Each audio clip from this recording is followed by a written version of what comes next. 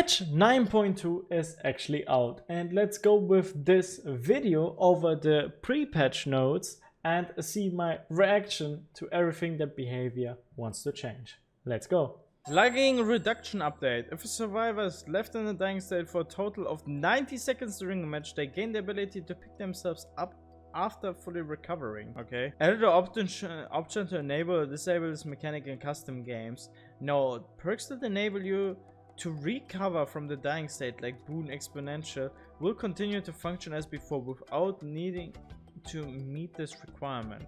Okay, so kind of like a nerf to Boon Exponential, kinda. Gradually increases crawling speed for survivors who are left in a dying state. Also that is interesting. Added the ability for survivors to recover by crawling. Recovery now occurs passively with no need to hold the button. Updated several survivor and killer perks to account for these changes. I have the feeling instead of them gradually trying to make the game better, it's like now like 3 different things in one once again, right? You can pick up yourself now all of a sudden. I don't want to say it has also to make into the live game, but I just feel like why is it that they put like so many different things into one patch always, right?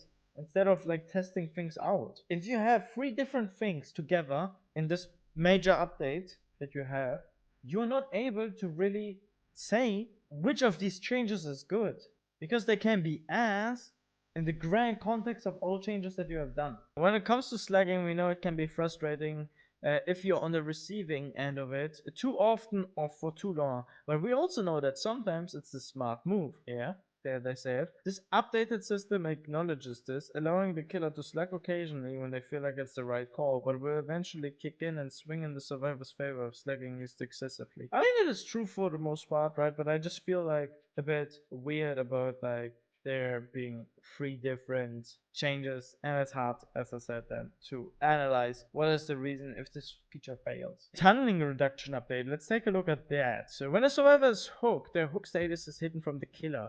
When they are unhooked, there's no notification and the hook status isn't revealed immediately. This disabled once all generators are completed. Okay, that's interesting. Unhooked survivors gain the following effects for a limited time. Haste, Endurance, and Elusive. See below status effects. No collision with other players, both killers and survivor. So this is Elusive then. Immunity to Killer Instinct and sees the killer aura nearby. These effects are lost when the affected survivor performs a conspicuous action. Okay, good, because that means if they actually go back to something, right, it's going to deactivate it. All these effects except haste and endurance are disabled once all generators are completed. Okay, that's also a good thing that they're thinking about the late game. Added a unique effect to the killer hook state UI that indicates the last survivor they hooked. Oh, that's also a nice change, right? It's not going to help a lot if you have 4 mags in the enemy team and they all rock the same skin, right? But yeah. After completing a unique hook, the same survivor is not hooked consecutively. Killers get the following benefit. Bonus damage for the next generator kick. Nice. Temporarily haste status effect. Nice. Temporarily reveal survivors. Think base kid, barbecue and chili that have less or equal hook states to the hooked survivor. Less or equal. Okay, that's also a good thing. Yeah. This is actually a nice idea, I feel like. This is actually a nice idea. These effects are slightly lessened for the Blight, the Dark Lord, the Ghoul, the Hillbilly, and the Nurse. So high mobility killers. Wait, but at the same time, it's actually also a crazy change if you think about it. These effects are disabled once all generators completed. Also good change, I think. Added new effects that incentivize tunneling. If a survivor dies before 6 total hook states, all remaining survivors gain a repair speed bonus for the rest of the trial. I think in general this is a good thing. I think this is also a good thing, right? They have here like 10 different things that I have added where I'm not sure if they're gonna tackle the problem in the way that they need to. But this is like a good thing, an incentive, right? To just like not tunnel. That's what they need. If the survivor that was last hooked is sacrificed to kill, generators cannot be regressed or blocked. I currently don't understand that point. So it's like, okay, so this is for the rest of the trial or what? Yeah, that seems kind of over the top, I have to say. I do think this is like a good thing. This feels like over the top, in my opinion. Added the option to enable or disable these new mechanics in custom games. Okay, that's interesting. Good. Updated several survivor and killer perks to account for these changes. Death Note. It's no secret that tunneling can be seen as an efficient way to play for killers. While this can be true, it's also true that the results of this can be frustrating for survivors, leading to trials ending too quickly for some, while leaving others to fend for themselves in a match that is now much more difficult. The intention here is for both roles to feel the benefits and incentives that come from spreading hook states.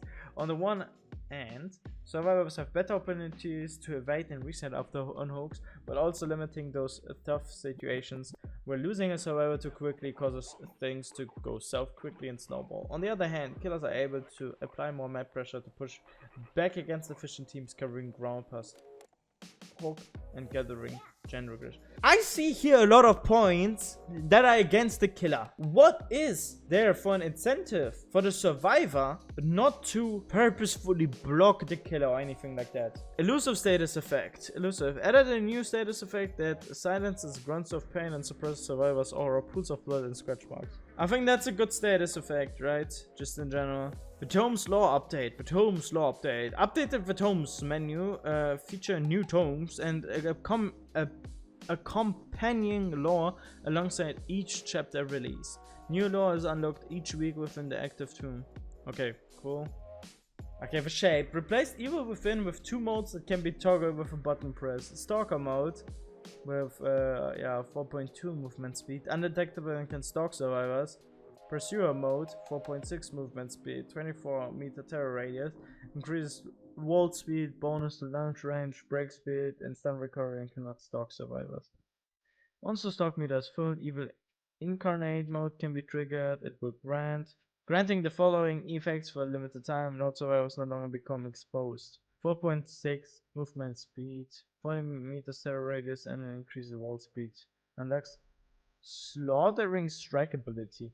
Hold the power button to charge this ability, reducing movement speed. Press the attack button while charging to quickly lunge forward, adjusting your angle as you move. The length of the lunge depends on charge time. If a survivor enters the killer's attack range while lunging, they are knocked into the dying state.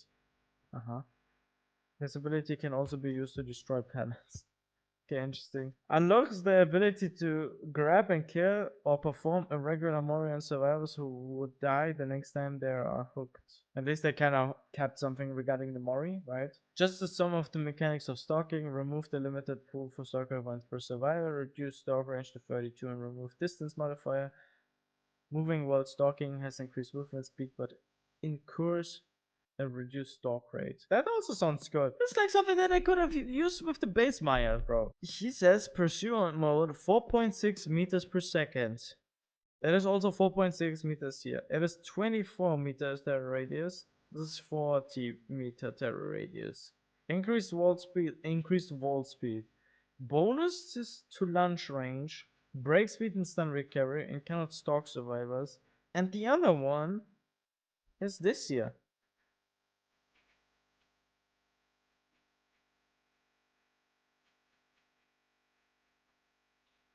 I don't know. I really don't know. Okay, so I don't like this rework. It takes away from the old Mayas. Instead of fixing the old Mayas, they have just like created something new. This is what kind of rework is, but I don't know. I just feel like it doesn't follow his character as much. You know what I mean? Myers in the movies and so on, he was just like walking always. The clown. Increased activation time of the after-piece antidote. Increased how long the after-piece tonic hindered status effect lingers after leaving smoke. Okay, but like in general, people have been complaining a lot about the clown upgrade, rework, change, whatever, right? I feel like people adjusted to it, right? And people said that it's not as bad as it was. Maybe I'm wrong. At least I had the feeling like it wasn't as bad as people have been like making it out to be. But I'm also not a freaking clown meme, so people have preferences. The unknown. Increase the additional time to weakened when injured by a UVX projectile. I think that's a good change. Increased movement speed, recovery after teleporting. Overall, I think also good change.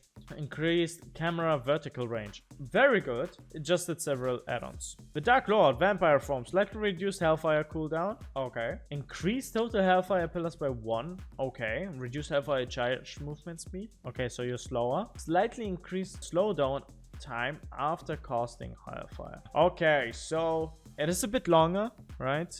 And the cooldown is a bit reduced. Yeah, I don't know. I don't play him enough to have a based opinion on that. Wolf form, increased pounce. Attack charge time, I think good. Because it has been used a lot.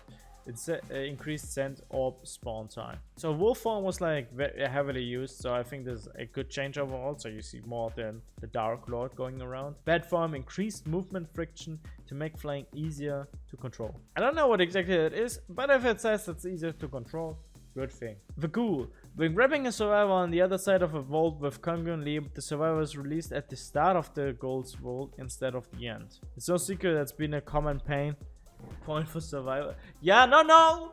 They wrote it works as intended, guys. It works as intended. It's supposed that you wait there for 10 minutes after you're like 10 meters away from the pallet that you just vaulted. Okay, Vaoni. Hooking a survivor now spawns more blood orbs. It's a cool change. Good one. Perk updates. Okay, updated various perks. Cool. I'm sure both camps of players will react to these changes reasonably. Yeah. What are your thoughts, guys? Do you think this is going to be beneficial for the game or not? I just feel like I see here a lot of change. Anti-slugging, anti-hooking. But it would also be good for the survivors, right? If they got like a better benefit for some of these things, right? Like it should be for them that they don't body block. It should be for them that they try to stay away from the killer, you know? I feel like these changes are not tackling that, and I'm not sure. Like, we will have to see how it plays out, but I have the fear that it can lead to some tactics where you're purposefully trying to get these effects, right? When you try to get these effects. I don't know why, but I feel like this BTB is going to kill the game. That's my thought. I definitely don't think it will kill the game. It's just more like, is it going to be already a good change or not, right? This is more like a question, I feel like. I think there's good changes in it, definitely.